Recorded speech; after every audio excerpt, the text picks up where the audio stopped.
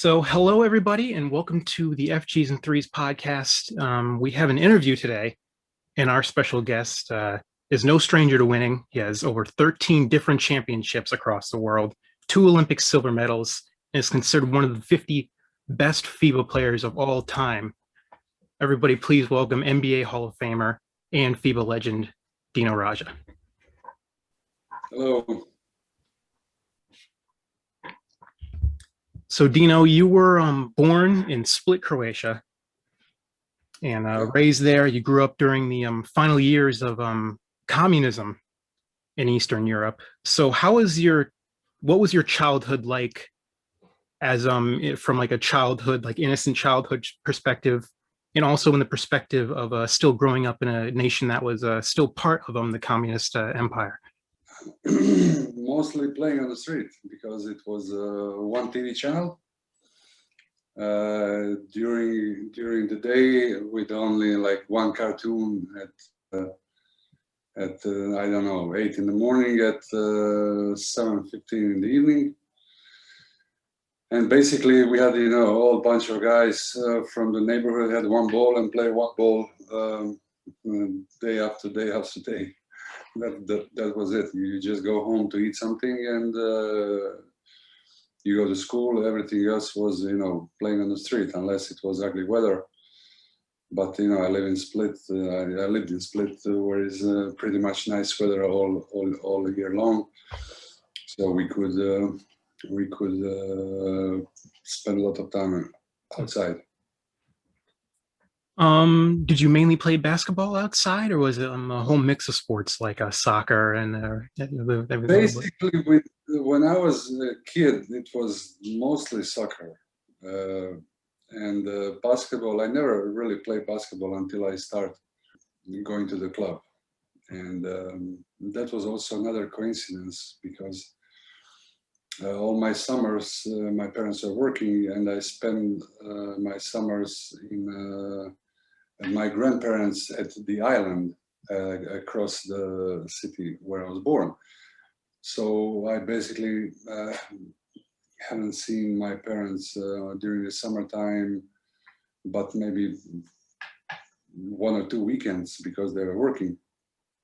And one summer I came after 3-4 months from my grandparents, and my mother told me, "Oh, you grew up a lot. Maybe you should go and try with the basketball."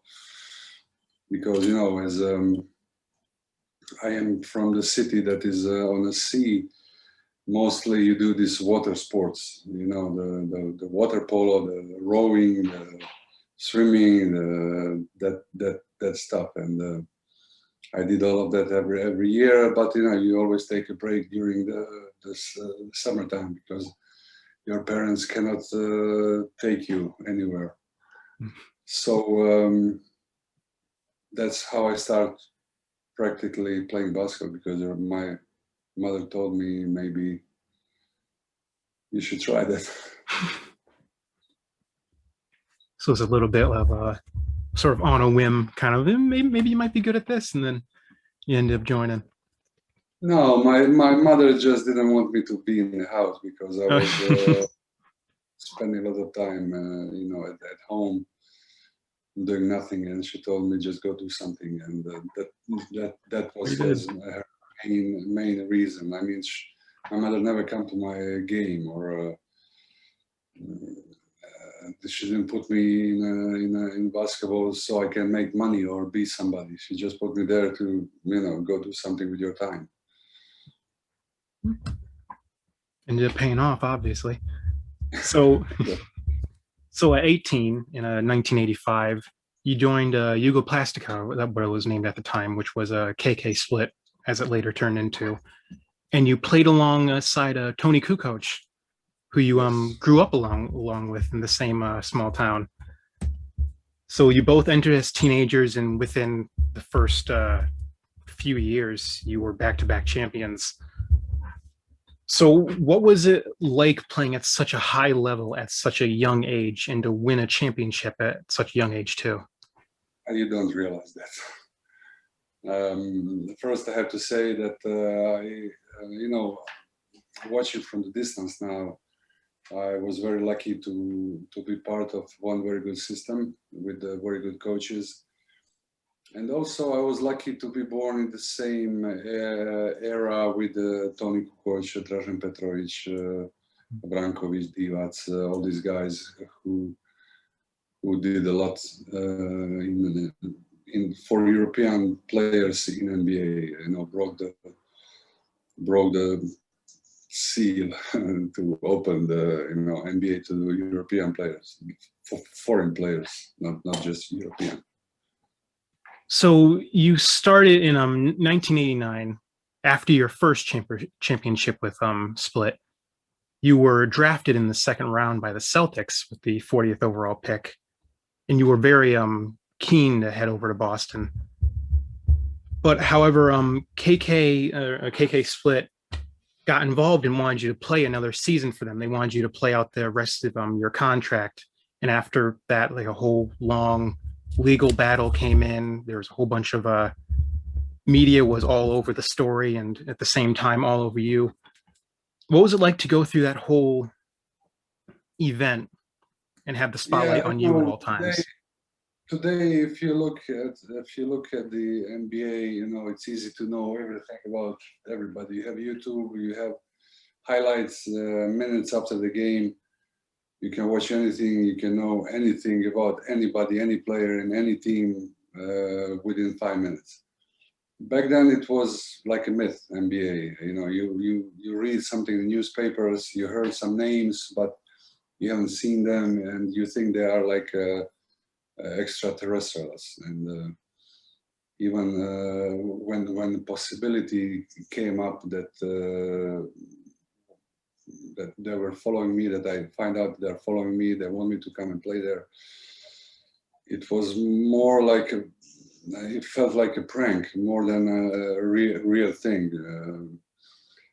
So when Celtics GM Volk came to me and asked me the question, do you want to play with us? I was really, you know, thrown off my feet, and it was a huge honor because, you know, even today, when you talk about NBA history, it's always Lakers and Celtics at the top. It was a huge Jordan era with the Bulls. It was huge Warriors era. But, you know, Celtics and Lakers are always popping out as, you know, number one and number two, you know, here and there. And interest of one of those franchises for me was, you know, huge. And I'm very honored that I had a possibility to play there 4 years. And I love my time in Boston. I know we didn't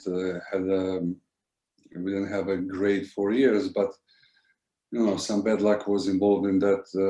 You know, death of Reggie Lewis, death of Len Bias.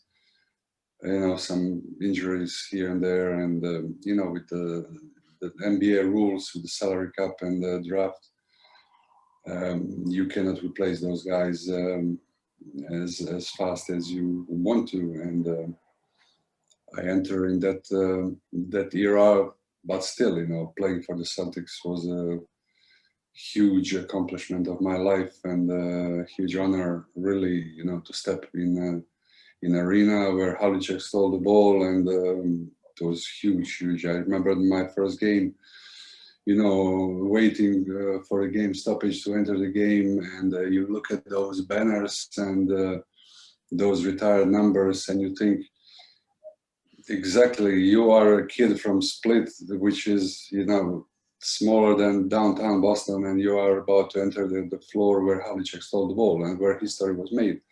And that historic sentence was told, and you have to, you know, you have now, right now, if you can see me, I have goosebumps, and imagine back then.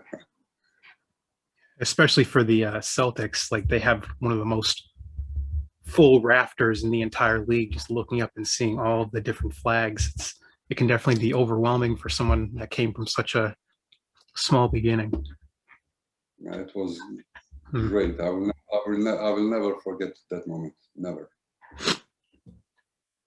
So actually, before you ended up heading to the Celtics, you spent some time at Virtus Roma in Rome for a few years, even winning a championship with them. What was your mindset, and how did you come to the decision to join Virtus before heading to the NBA? As you mentioned before, I was ordered by court in Boston to go back to Split and play one more year in Split. After that, basically, we had a agreement for me to come immediately after that year to Boston. But the financial offer from the Roman team was such a huge that I really couldn't pass on that. Because with one signature, you basically solve your life, and you know, I just had to do it. And after that, after 3 years, I still came to Boston. I lost my chance to play with Larry and Kevin, but in a moment when you have nothing, such a huge opportunity came up. I just couldn't pass on it. There's just some offers that you just can't refuse at times. They're so big that it's just it can be life-changing if you don't take it. The biggest deal in the history of European sports, not only basketball. So imagine that in today NBA, when I don't know who signed the biggest deal. Mahomes. So back to the Celtics. Come 1993, you finally decide to join them, and you make the all-rookie second team alongside Tony, who came in the same year as you. What was it like to see you and him on that list, and to know that both of you from such a small town, for both of you to make it into the NBA and make it to such a high honor in your first year? You know, two of us are like basketball soulmates. You know, when you talk about, you know, Malone and Stockton in the US, you talk about Dean and Tony in Europe. Everybody knows about us, and he's one of my best friends. I have such a high amount of respect and love for him, and it was great for him to succeed the way he did, and I'm so happy about him, and I'm sure he's happy about me, and I never felt any jealousy or any bad feeling from him, and I don't have any toward him. Only I wish him the best. And even then, you know, we split a little bit with our lives. He stayed in US. I moved over here, so basically we don't see each other maybe a couple of times during the summertime. But still, you know, there is a mutual respect, very very high level. So on the topic of Tony, I wanted to know what's one of your favorite stories that you like to tell about Tony, because I'm sure there are plenty of them with them how long you've known each other.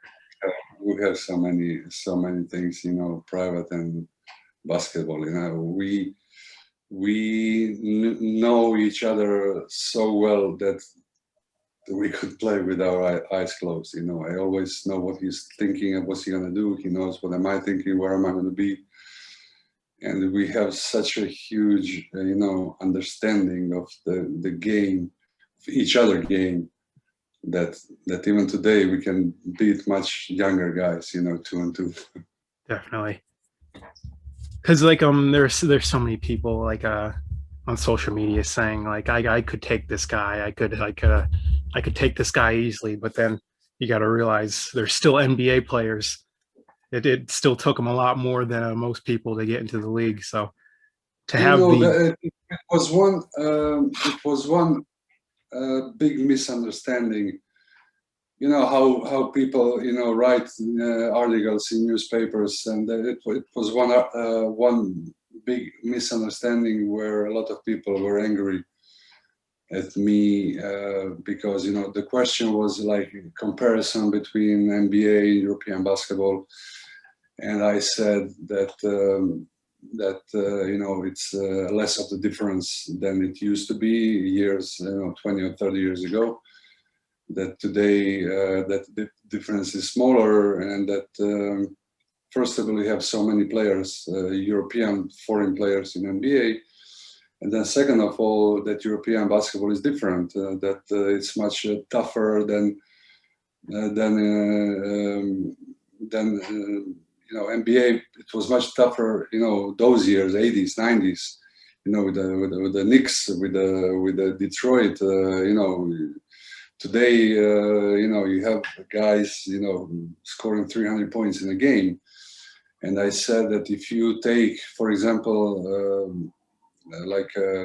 MVPs, a couple of late last year's MVPs like Antetokounmpo and Westbrook, and they put one of them in a European team, that would not guarantee the European title. Mm. And they translate my words in that if they come to Europe, they will not succeed, which is obviously not what I said, and looks bad, because that's something that probably sells. And I said just that them being put instead of one foreign players in any European team would not guarantee the European title. They may win it, but I'm not sure that that's any guarantee. Because if anything, it really holds up to today's league. If anything, the NBA has taken more of the style from the European leagues today. It's looking more and more like European style, with a lot more shooting, and still having those old school physical centers that can grab a lot of boards and a lot of blocks and really control the paint. So you're seeing a lot more of like European style come over to the NBA now that a lot more European players are coming over. I see a couple of very talented guys, Jokic and Doncic, who really dominate with their natural talent of basketball. I think they can do even better if they are physically prepared the way, I don't know, LeBron James prepares, or Michael Jordan used to do, or Dennis Rodman used to do. But such a huge, natural born talent of basketball, it's so visible in these two guys. And NBA recently is protecting, offenses, and you can't, 300 point games. That's something that is a new wave, definitely. Yeah, it's become much more of an offensive-minded sport in today's kind of league. And I've also noticed with Doncic and Jokic, they're and a lot more European players, they play positionless basketball. They can do a little bit of everything, no matter because we have point guards that always assist, centers that always rebound. But with these, especially these two players, they can do everything. And it seems with the more European players that come in, it seems that we're getting a lot more positionless players that can play every single position with great efficiency. Today's basketball is, strict positions are getting lost a little bit. You have to know how to play everything if you want to succeed. So back to Boston real quick. Now that you were finally in Boston, what was it like living there? Because I know it was a bit of a cultural change, especially just going straight into a huge city. Completely different life than I used to have. First of all, you are playing against highest level competition every night. You don't have easy games. Then you have these travels every day. You're on an airplane flying every day. When you go take a nap, sometimes in the afternoon, and you wake up, you don't know where are you, in what city. Are you at night? You get up to go to the toilet, or you get up to go to play a game, and then you go down in the elevator and you don't know in which city you are. It was huge, cultural shock for me, and took me some time to adapt on that. Mhm. What were some of your favorite things about Boston? Like what foods did you enjoy? What was some of your favorite spots that you went to? I came to Boston from Italy, so first 2 years I lived downtown in Downshire building, and the North End was really nearby. So back then it was no internet, no sites and stuff like this, no interviews like we're doing right now. So I used to buy Italian newspapers, Italian Gazzetta dello Sport, Italian sport newspaper every day when I was in Italy. That's how I learned how to speak Italian. And they used to come to Boston like with a couple of days of delay. And I met a guy over there who's working in the stand, and I told him, every day one copy of Gazzetta dello Sport, you save it for me.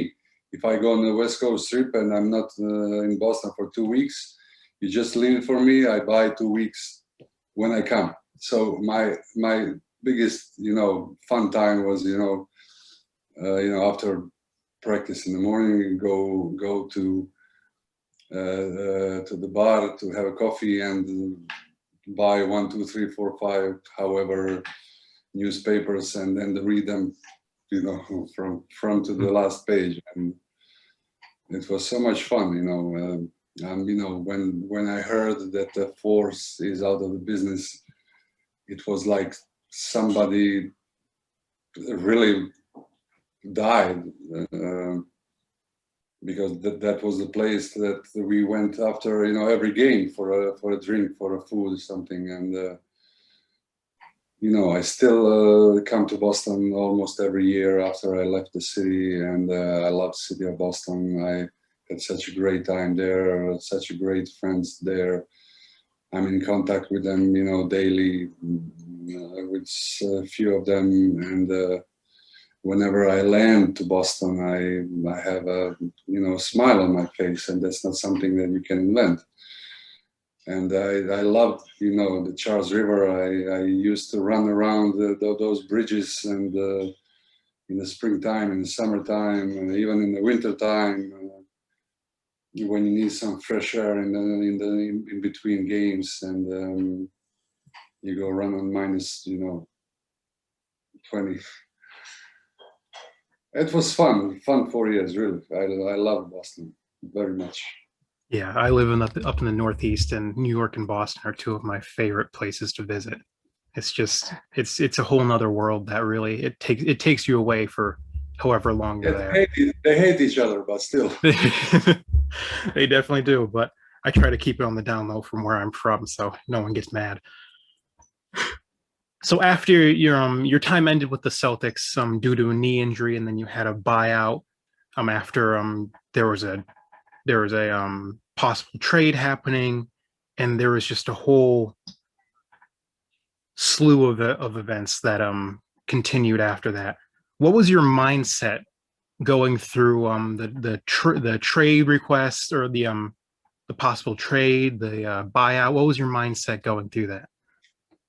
It's very simple. You feel unwanted, and whatever happened in those couple of weeks, you can put under that sentence. You feel unwanted, then you find a way to go. You do me a favor, I do you a favor. Let's find the middle path, so everybody's happy. And we did just that. It's their right. The new management came in. They wanted to do their own way. Is their right to do. I'm not at all pissed at that. I'm just pissed at the fact that that I was one of the better players. So there, I played 4 years with all my heart, and I expected to be treated, with fairness up front, knowing what's going to happen, not behind my back. but happened what happened. I'm happy with that because I discovered a great country, Greece. I spent 3 years in Athens, and I love it over there. It's a huge addition in my life as a person, not only as a basketball player. It's fine.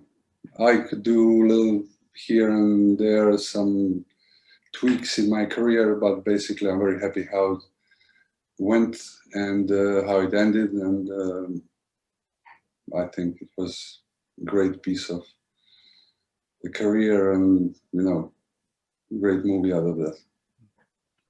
Especially since the trade request was to Philly, and no matter if you're from New York or you're from Boston, neither of them like Philly, so it was definitely a. It's not the fact of liking Philly or not. It's the fact that I want to do things my way, not their way. They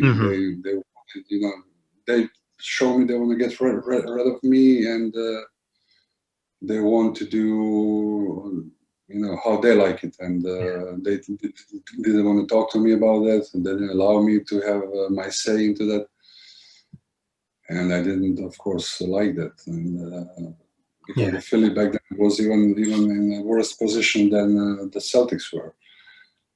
And I love Boston. I didn't want to go from Boston. If I'm going somewhere, I'm rather going back home than in some other cities.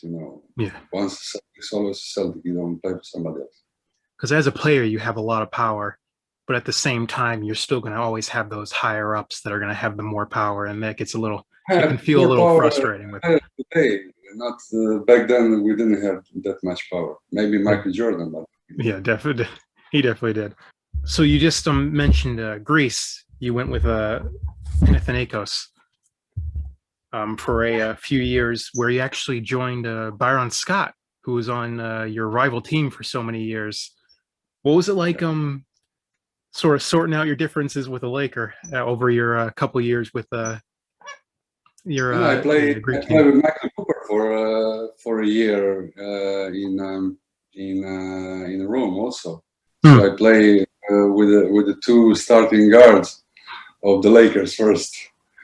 One before my NBA career, one after. Both great guys, professionals, and you can learn from them. I did it a lot, not as a big guy because they're guards, but how to be professional. Going to sleep, eating, behaving. I learned a lot from Michael Cooper, especially because I played with him when I was very young. Mm-hmm. So Panathinaikos, they ended up winning a championship with you once again. Out here winning championships. What was the Celtics had a lot of playoff struggles while you were with them. So what was it like to head straight back into a winning situation, fresh off of a? Panathinaikos didn't win championship for 14 years before I came. They were kind of in a losing streak, and I came. We won immediately 2 years in a row. It was great for me. The fans were crazy over there, and in Greece, fans are not like in US. They are very tough on the road, and they throw things at you, they spit at you, they scream all day long. They even come in front of your hotel. They don't let you sleep. It's a much different world over there. Rough crowd. Fun one, but still. Yeah. So I can tell your experience with Greece was definitely an interesting one. And then you end up after a couple of years with two more Croatian teams that you end up going back with Sadar and Sabona. You headed back to Greece to go onto the Panathinaikos' rival team, Olympiacos. How did that situation end up playing out? Because I know it was a strange one at that. From Celtics to Lakers. I didn't have any problem, Basically, Panathinaikos didn't want me had an accident with the president of Panathinaikos' son. I just had to leave the city, and fans didn't agree with that. I didn't have really any problem because the fans know that I play hard for anybody. I always give 100%, and I didn't really feel any pressure. It was really, the fan base, even today when I come to Greece, fan base from both teams are very welcoming to me.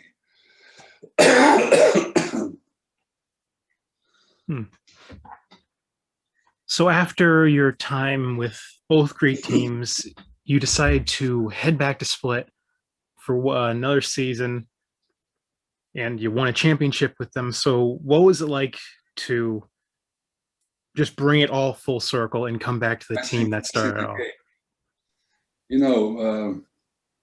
Many guys say I will come back home one day, and never ever anybody goes home, especially because everywhere you go you make a ton of money. And I came back, I played for zero, I played for fun. We won championship. It was like icing on the cake. It was a great accomplishment for me, and for the team that broke also a record of Cibona, who was a champion for like 14, 15, 20 years. I don't know how many years they were champions. And, you go out, you retire as a champion. That's huge, really. So, of course, after your knee injury with the Celtics, you go to, 4 or 5 different teams. At what point did you really feel that it was time to hang your jersey up? At what point did you feel that like this is it? I'm going to step away from basketball. When I started hating going to practice, that's when I realized. And then I had like when my last year in Olympiacos, when you play an easy game, you go home, you have a dinner, or you go out with the friends for a dinner.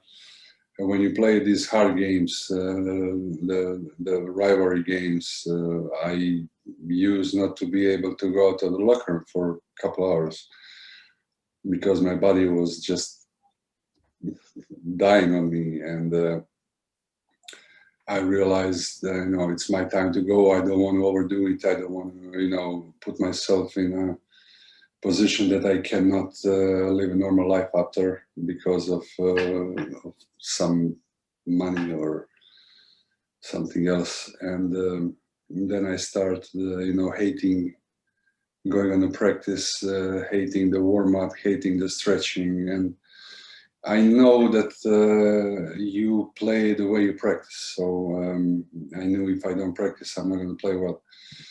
And that's why I just say it's better to go on the top than start having these young guys, beating me up and making fun of me. And that was my my goal. So, and I was 36 already, so it was time. Yeah, your body was telling you before your mind was telling you. It was definitely. I definitely had signals, that I had to listen. Mm-hmm. You'd seen much better days when it came to how you were feeling. Yeah, even today, like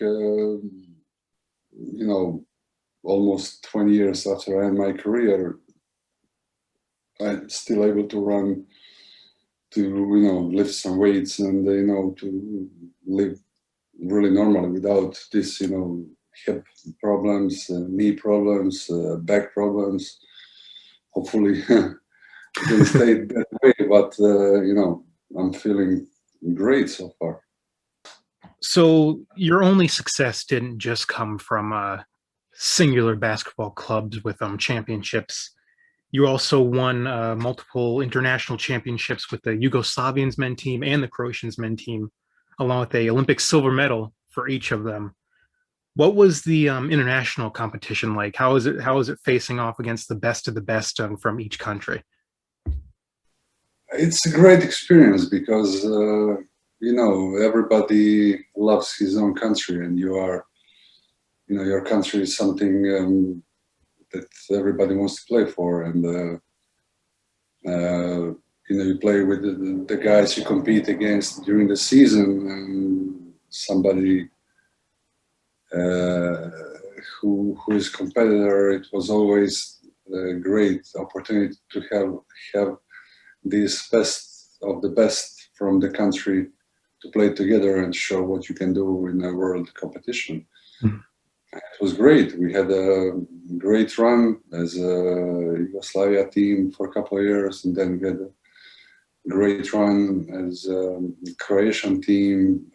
We could have even better, but when your best player died in a car crash, that's something that you cannot overcome. So basically, it was great international career. You travel all over the world, and then have a possibility to play against the original dream team, watched by 2 billion people, playing against Michael Jordan, Magic Johnson together, Larry Bird. All these guys. It's Karl Malone, Barkley. It's unbelievable feeling, really. I was just about to ask about that. You faced the dream team in one of the biggest game that they've ever played. What was it like facing them, and what was quite possibly the biggest challenge that you had facing that team? The biggest challenge was definitely you try to show yourself. Can you compete? And after those 2 games we play against them, we definitely saw that we could compete, that some of us really could compete. And I think those 2 games were big.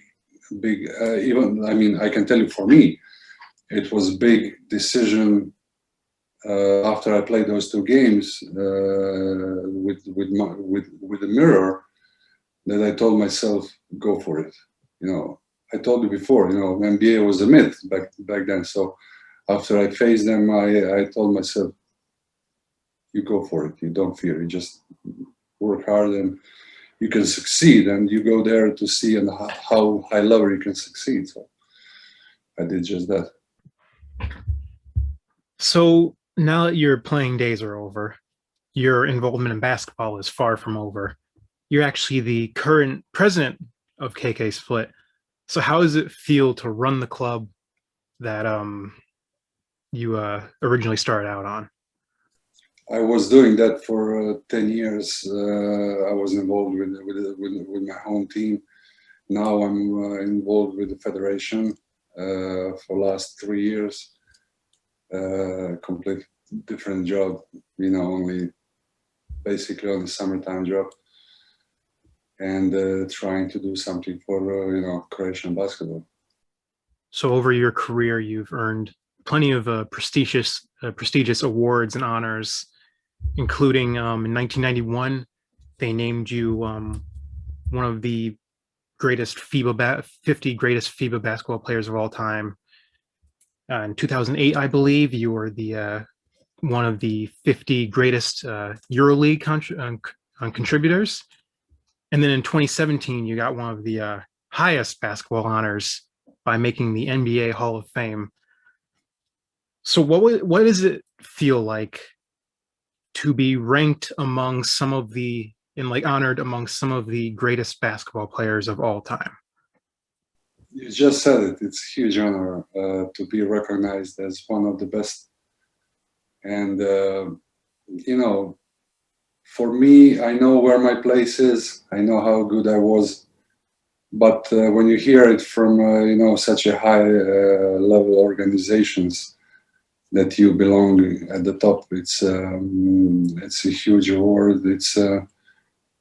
They give you award for every drop of sweat that you that came out of your body, and just make your your sacrifice worthwhile, because if I tell you now that when I was playing in Rome and when I was playing in Boston, that I never go out. If you ask me now, tell me the name of one nightclub or one discotheque or one bar in Boston, I give you whatever you want.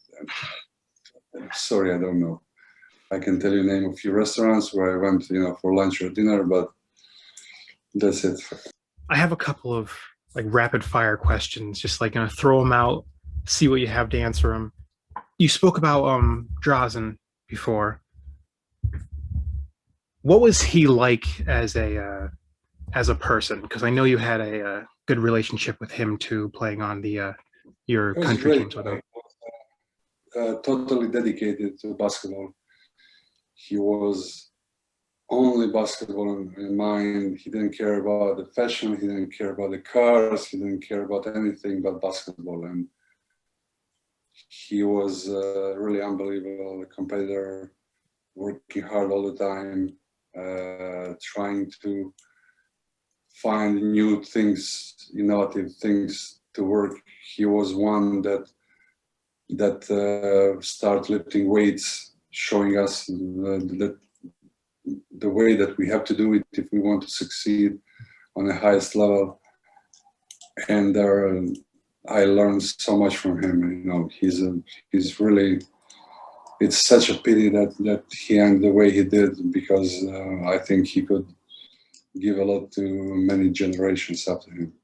He was definitely an inspiration to many European and American players across the globe. 100%. You have 3 sons. Have any of them took any interest in basketball, or are they starting to stray away from the basketball path? Yeah, 2 of them.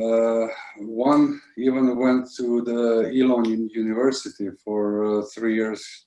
Mm. He was there on a scholarship, and then the last year with this COVID situation, and he stopped playing, and everybody basically stopped playing. So he graduated, and now he's looking at the big picture, trying to find a work somewhere. Mm. And my middle son, he was crazy about basketball, but he had a problem. He was big, huge, muscly guy. And when he was 15, his bones couldn't support his body, so he had these stress fractures, like 4 in a row, where he, out of 2 years, he was out with injuries for like a year and a half. So basically, he just, it's a lot psychologically on a little boy. So he quit playing. And the youngest one is crazy about soccer. You can't get him out of the soccer field. So I never wanted, to force them to do something because I was doing it. I let them, do whatever they want. And if they're happy, I'm happy. I just want them to be good kids, normal kids. I want to teach them respect and love and everything else. What are they going to do in their life? I don't care. So I found out that basketball isn't your only passion. I did a little digging, and I found a few videos out there of you playing a little guitar. It's like the specific video that I found was at Omi's Guitar Fest in 2016, where you were doing a little shredding with another person up on stage. So how long have you been playing? What's some of your... I play in front of 85,000 people, more than I play basketball ever. I had one gig where I play one song in front of 85,000 people, and I play a few times in front of 5,000-10,000 people. But this one was huge. Just one song a couple of years ago in Belgrade. When did you start playing? Because I've been playing for like when I was 40, 45, something like that. Yeah, and, it was a later in life. I'm gonna try this out. Went for it. And, yeah. I did many things my life after basketball, because there's some things you couldn't do, like skiing, motorcycling, diving, scuba diving. You can do this by the contract. So after it ended, you know, I'm an athlete and I'm always competing against somebody and myself.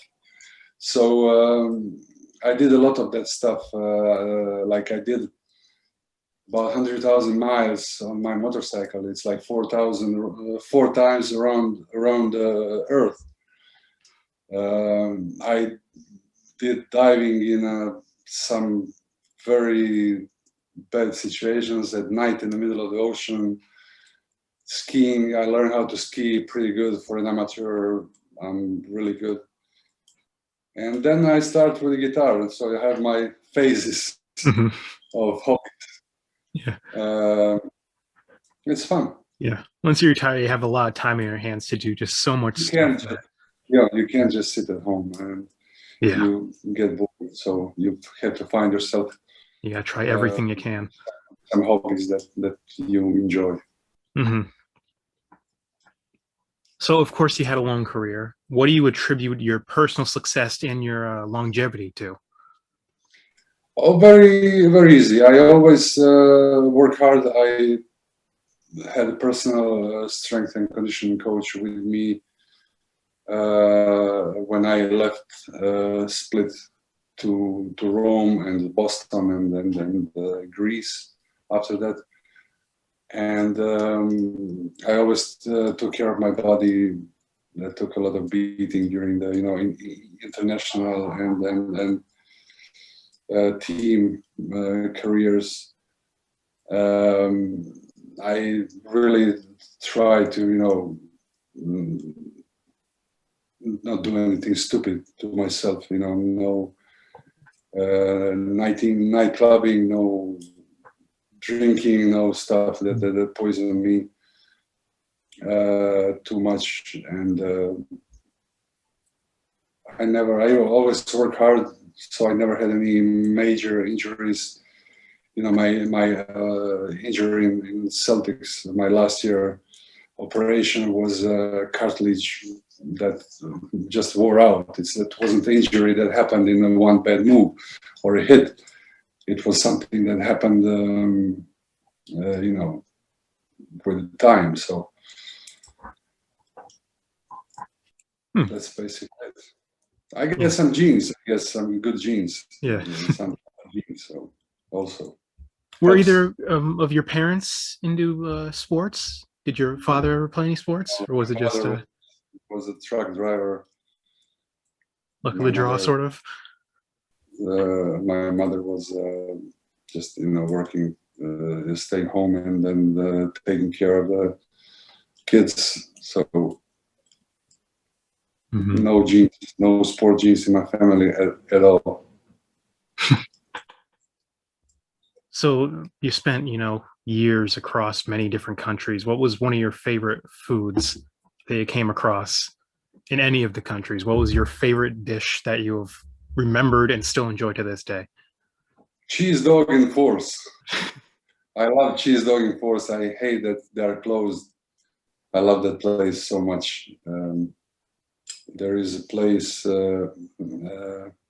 Filippo's restaurant in Boston. Another great place, and I love Boston, man, so much.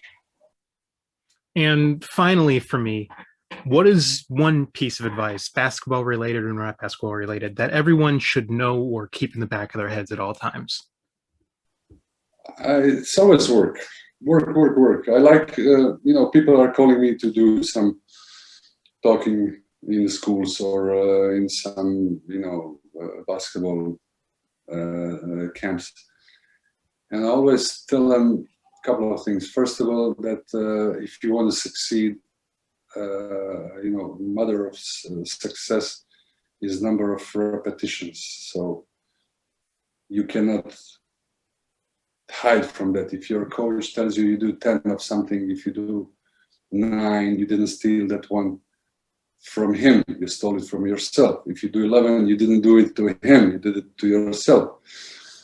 And then there is ultimate judge in your life, and that's the mirror, because you can't lie to the mirror. A mirror knows how did you practice, how did you play. Nobody had to tell me after the game how I played. I knew what my mistakes were. I knew what I have to do better, and I knew what I did good. So that's somebody that you cannot not escape from. So just look at yourself in the mirror. Couldn't have said it better. So Dino, thank you very, very much for joining. It's been an absolute honor to interview you, and I really appreciate it.